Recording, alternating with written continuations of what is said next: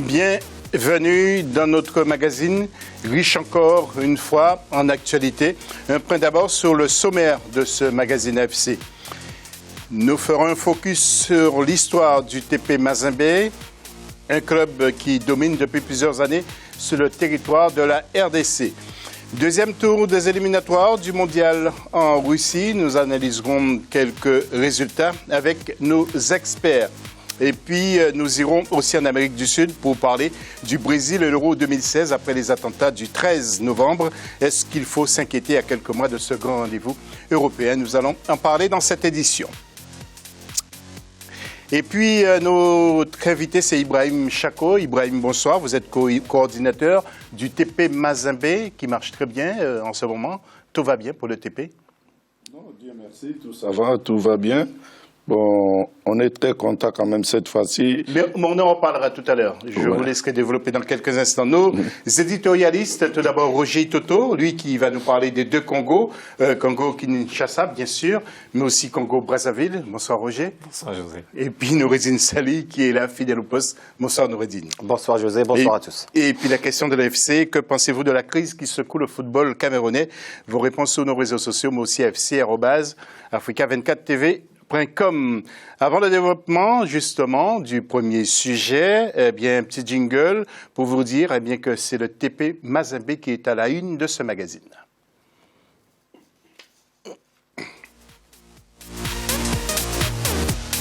Et justement, les Congolais du tout-puissant Mazembe de Lubumbashi, invaincus à domicile depuis octobre 2009, ont remporté le 8 novembre leur 5e titre en Ligue des champions d'Afrique après leur victoire 2-0 à domicile en finale, retour face à l'USM Alger. Aujourd'hui, le prochain objectif des poulains de Patrice Carteron est la Coupe du monde des clubs qui se jouera en décembre 2015 au Japon. Birama Saonera pour le sujet. Le tout-puissant Mazembe confirme sa puissance dans le football africain. Le 8 novembre 2015, les Corbeaux de Lubumbashi ont remporté leur 5e titre en Ligue des champions d'Afrique après leur victoire 2-0 à domicile en finale retour face à l'USM d'Alger. Pour les spécialistes du ballon rond, les performances du TP Mazembe s'expliquent par sa bonne organisation. Certaines formations au Sud du Sahara ont compris qu'il va falloir mettre le moyen qu'il faut. Le cas du tout-puissant Mazembe, qui est une formation bien structurée, qui est un entraîneur professionnel, le français Patrice Carteron. Cette équipe-là a des infrastructures vraiment de pointe et surtout un président qui est très passionné, Katumbi. Et c'est une formation qui, figurez-vous, a son avion, son Boeing. Donc vous voyez que tous les ingrédients sont réunis pour faire de cette formation-là une grande équipe. Et surtout, c'est une équipe qui a brassé large en allant chercher des talents un peu partout sur le continent. Vous voyez, ce cocktail de talents fait que cette formation-là montre une allure un peu plus solide par rapport aux adversaires. Après ses succès de 1967, 1968, 2009 et 2010, le TP Mazembe rejoint le Zamalek au palmarès avec 5 titres de champion d'Afrique, derrière un autre club égyptien, Al Ahly, avec 8 sacres. En remportant la Ligue des champions d'Afrique 2015, le tout-puissant Mazembe a validé sa place en Coupe du monde des clubs. Une compétition qui se déroulera du 10 au 20 décembre 2015 au Japon. Déjà, le fait d'avoir gagné la Ligue des champions est une bonne chose.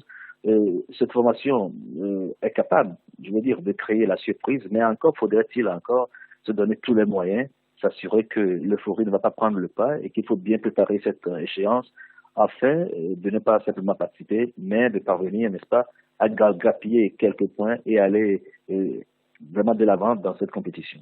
Le tout-puissant Mazembe reste la seule formation africaine à atteindre la finale de la Coupe du monde des clubs. C'était en 2010 contre l'Inter Milan. Le club congolais sera face aux futurs champions du Japon ou les Néo-Zélandais d'Auckland City le dimanche 13 décembre à Osaka, 3e plus grande ville du Japon. Voilà, quel grand club sur lequel nous reviendrons dans quelques secondes. Je voudrais vous parler du classement FIFA qui a été révélé et nous nous sommes penchés plutôt sur nos pays. Jetons un œil sur ce tableau, vous le voyez, la Côte d'Ivoire, messieurs, regardez bien parce que nous serons appelés à commenter tout à l'heure. L'Algérie, le Ghana, 3e, Cap-Vert est à la 4e place, Sénégal 5e, 6e la Tunisie qui a fait quand même, qui est stable, Cameroun 7e, Congo est à la 8e place, la Guinée est 9e et 10e la RDC. Roger Toto va nous dire pourquoi la RDC est 10e et le Congo, Brazzaville, est 8e. Tout d'abord, notre invité, vous êtes coordinateur, donc Ibrahim du TP Mazembe. Alors, le TP Mazembe qui a le vent en poupe depuis quelques années. Comment l'expliquez-vous pour nos téléspectateurs? Je vous remercie d'avoir m'invité et je remercie le bon Dieu de nous donner cette opportunité que Mazembe aille toujours devant. Nous, on a un slogan dans le TP, pas possible n'est pas Mazembe. Donc, c'est-à-dire, on a l'espoir dans tout ce qu'on fait. Dieu merci, il nous a donné encore un bon président qui est très, très sportif, plus que même des joueurs. Le président, M. Moïse Katumbi, il a mis toutes les infrastructures qu'il faut pour que nos frères africains et nos joueurs africains puissent quand même développer leur football en Afrique et pour faire développer aussi les continents.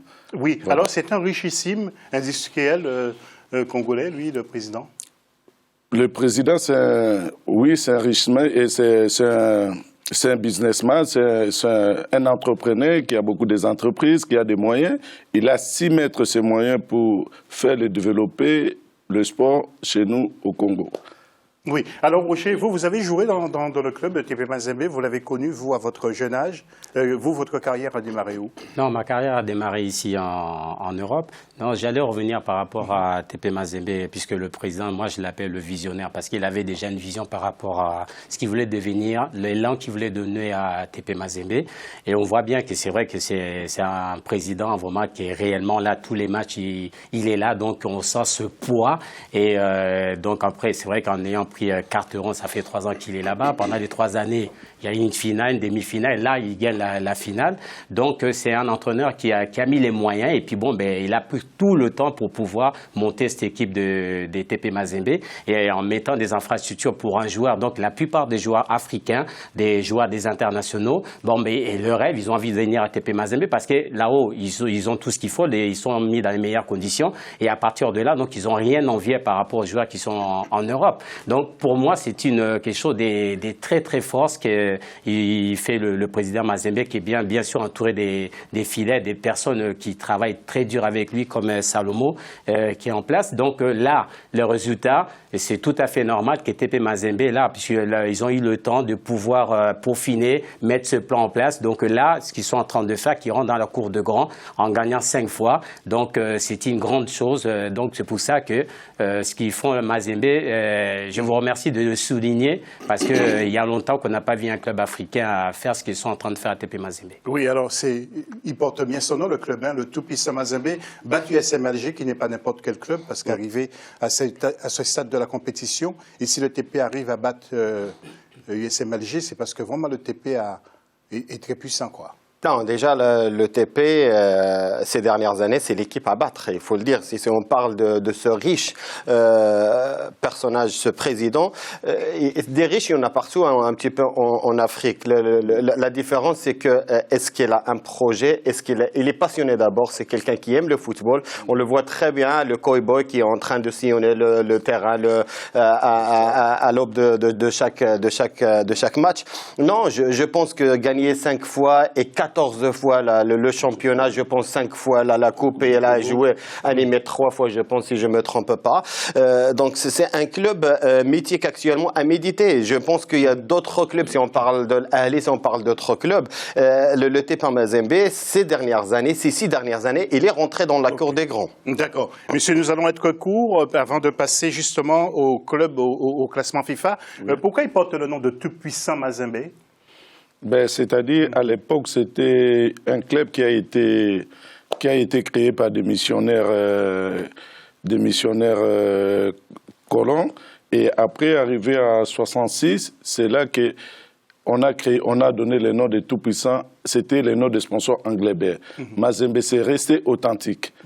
Donc, c'est quelque chose d'authentique qui tient vraiment la route. Okay. Voilà. Merci Ibrahim. Nous allons voir maintenant le classement FIFA avec des équipes qui sont en progrès, comme vous allez le voir sur les images. Le Cap-Vert, il y a également la Tunisie, il y a le Congo également, la Guinée et la RDC. Plutôt les images, s'il vous plaît. La RDC, l'Égypte et l'Ouganda aussi sont en net progrès. Voilà, donc des images de certaines équipes que je vous laisse voir. Donc le Congo notamment, il y a la Guinée aussi, la RDC de Roger Toto, l'Égypte et aussi l'Ouganda. Alors, Retour maintenant sur la crise du football camerounais. Rappelons bien que la Chambre de conciliation et d'arbitrage du Comité national olympique a annulé le processus des élections à la FECAFOOT, le Cameroun qui organisera, vous le savez, la CAN féminine en 2016. Notre éditorialiste Joseph-Antoine Bell revient sur cette affaire. Écoutez. Vous ne pouvez pas jouer au foot si vous ne connaissez pas les lois du jeu. Elles sont à la disposition de tous. Et en cela, on peut reprocher des choses à la FIFA, mais la FIFA est quand même une grande maison. Quand vous rendez visite à la FIFA, le cadeau que vous ramenez de là-bas, invariablement, c'est un sac de documentation qui contient tous les règlements et toutes les lois du jeu. Donc les règlements sont à la portée de tous. Et là, lorsque nous déposions nos requêtes, il était clair que les règlements avaient été violés, que la loi camerounaise même avait été violée et qu'on ne pourrait rien faire d'autre que d'annuler ces élections. Aujourd'hui, le débat sur l'applicabilité de la décision est un débat rétrograde et d'un autre temps. Un état de droit auquel on peut assimiler d'ailleurs le monde sportif. Est-ce que vous avez déjà vu un joueur exclu par un arbitre qui ne sortirait pas du terrain? Même s'il n'est pas d'accord, il sort. Même si le carton est erroné, il sort. Donc quand un arbitre siffle, on obéit. Et avant de nous quitter, Joseph nous dit quelques mots sur l'élimination du Togo à la course pour le mondial 2018 du Togo, je dis bien. Et puis, il nous parle également de Cameroun-Niger qui aura lieu ce mardi 17 novembre. Joseph-Antoine Bell. On voit donc que les dirigeants togolais n'ont pas su prévenir et que malgré tous les bons joueurs qu'ils peuvent avoir, ils ne s'organisent pas. Ils ne leur donnent pas la possibilité de s'exprimer clairement au bénéfice de leur pays. Quant au Cameroun, il va se qualifier face au Niger. Mais je voudrais vous rappeler, José, rapidement, que le Cameroun a quand même déjà dans sa vie été 5e mondial. Donc il ne faut pas le ramener à de la jubilation pour avoir battu le Niger. C'est du travail bien fait. Il y a naturellement une différence de niveau entre le Cameroun et le Niger. Donc ne tombons pas, à ce moment-là je parle précisément des Camerounais, ne tombons pas sur cette erreur qui nous ferait regarder une victoire comme le Niger comme étant notre match référence.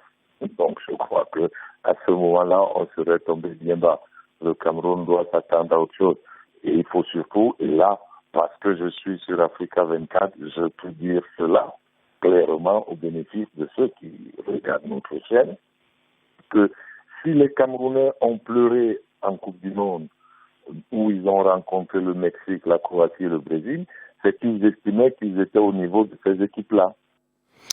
Avant de retrouver Ibrahim Chako qui va nous dire comment les supporters du TP Mazembe vont s'organiser pour aller à la Coupe du Monde des clubs au Japon, Noureddine et Roger, mais vraiment rapidement parce que nous sommes très pris par le temps, l'histoire du Togo et le Cameroun sans fédération, ce moment tout d'abord, Noureddine, vraiment en quelques mots, que pensez-vous ? Oui, pour le Togo, je pense que ça fait un certain moment, depuis les affaires qui tournent autour d'Adebayor, beaucoup de choses, et on voit une régression dommage pour ce pays-là qui a quand même est parti en Coupe du Monde représenter le continent dans la meilleure des manières. D'un côté, le Cameroun, ça fait la 3e ou la 4e émission que le nom du Cameroun. Moi, je dis aux Camerounais, faites très attention parce que les instances ne jouent pas avec ce jeu-là, ne jouez pas avec le feu parce qu'on a besoin du Cameroun. Roger Toto ? Oui, triste par rapport pour le Cameroun, un grand pays du football, qu'ils arrivent. Chaque fois, il y a toujours un petit problème par rapport au football camerounais. Et j'en ai à venir par rapport au Togo. Ce qui arrive là, c'est tous les problèmes qu'il y a. Ça fait depuis 1 an et demi qu'il n'y a pas de championnat. Et c'est malheureux, c'est triste pour les sportifs. Voilà, merci Roger. Alors Ibrahim Chako, comment allez-vous vous organiser pour cette Coupe du Monde des clubs avec le TP Mazembe qui va se retrouver parmi les grands au Japon? Vous y serez, bien sûr? Donc, on est en train de préparer la liste des diasporas ici. Et à Paris, à Washifa qui s'en occupe de ça. Et à Lille, il y a M. Popol Botombia.